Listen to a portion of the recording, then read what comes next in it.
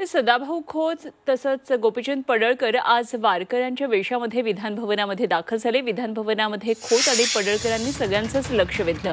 अबू आझमींच्या वारकऱ्यांवरच्या वक्तव्याचा यावेळी निषेध नोंदवला।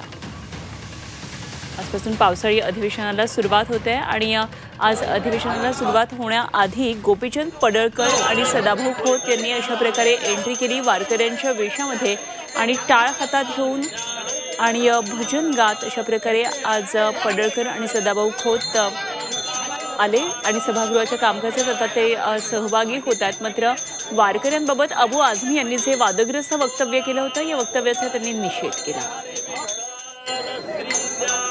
वारकऱ्यांची परंपरा ही महाराष्ट्राची कशी थोर परंपरा आहे त्याचंच एक प्रकारे सादरीकरण आजच्या त्यांच्या या एंट्रीमधून पाहायला मिळतंय। तर खोत आणि पडळकरांनी आज सगळ्यांचंच लक्ष वेधून घेतलं।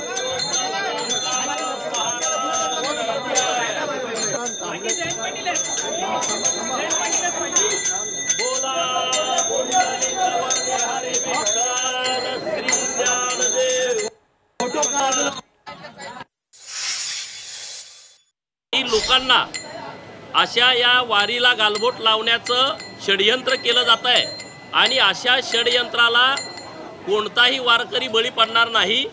ज्या पद्धतीनं वारी ही पहिल्यापासून चालत आलेली आहे अशी पुढं सूर्य चंद्र असेपर्यंत ही वारी चालत राहणार। कुणीही किती आघात करण्याचा प्रयत्न केला, कुणीही किती चुकीच्या पद्धतीनं वागण्याचा प्रयत्न केला तरी वारकरी आपल्या पद्धतीनंच ही वारी पुढे घेऊन जातील।